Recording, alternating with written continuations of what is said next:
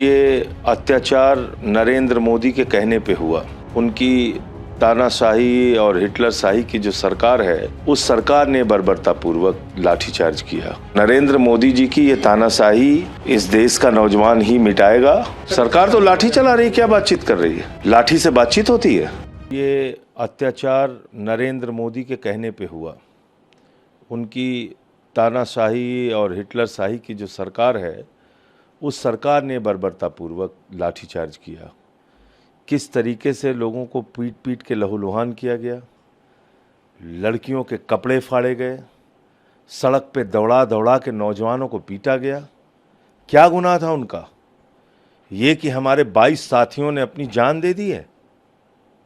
ये गुनाह था उनका कि वो पिछले 22-23 दिनों से गांधीवादी तरीके से, अहिंसात्मक तरीके से अनशन पर बैठे हुए थे, और आप उनके ऊपर लाठियां चलाएंगे, संवाद नहीं करेंगे, बातचीत नहीं करेंगे।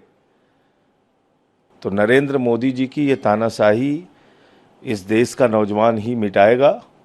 और कल जिस तरह से लाखों की संख्या में पूरे देश का नौजवान दिल्ली में आया, अब मुझे लगता है कि ये आंदोलन रुकेगा नहीं, लाठी और डंडे के दम पे, और इसका विस्तार होगा पूरे देश के अंदर। जी, कल हमने देखा संसद में भी लगातार इसे लेकर विरोध प्रदर्शन रहा। आज क्या विपक्ष की रणनीति? आज मैंने 267 का नोटिस दिया है, पेपर लीक पे चर्चा की मांग की है, सोनम वांगचुक की मांगों पे चर्चा की मांग की है, और उसके बाद अगर सभापति जी नहीं सुनते हैं तो निश्चित रूप से हम लोग अपनी आवाज़ उठाएंगे। कल सीजेपी का प्रतिनिधिमंडल जो मंत्री जेपी नड्डा से मिलने गया था, अभी उनका देखिए, सीजेपी के जो रणनीतिक फैसले हैं वो खुद वो लोग करते हैं, तो इसके बारे में कैसे मुलाकात हुई, क्या उसमें निर्णय हुआ, मुझे जानकारी नहीं है। जो बातचीत करी, आपको लगता है कि ये सकारात्मक दिशा में जाएगा या?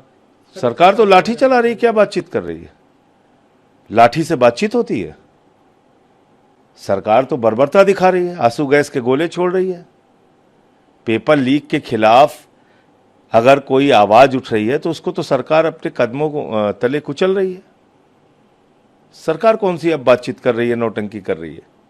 पंजाब के किसानों ने दिल्ली की तरफ कूच किया। जो यूएस डील है, ट्रेड डील, उसके खिलाफ उनका कहना है कि ये छोटे किसानों के लिए और खासतौर पे सभी किसानों के निश्चित रूप से हम लोग पहले भी कह चुके हैं कि ये आत्मघाती है और इससे भारत के किसान बर्बाद होंगे। तो निश्चित रूप से किसानों की मांग जो है वो जायज है। एक अंतिम सवाल, राम मंदिर जो कैश को लेकर जो तमाम विवाद हुए, जो काउंटिंग को लेकर जो कैश काउंट किया गया, तो उसके लिए नई टीमें गठित की गई है मंदिर ट्रस्ट की तरफ से, जो प्रबंधन की तरफ से एसबीआई के। अरे, चोरों की टोली है। पहली बात तो चोरों के खिलाफ अब तक कोई कार्रवाई नहीं हुई।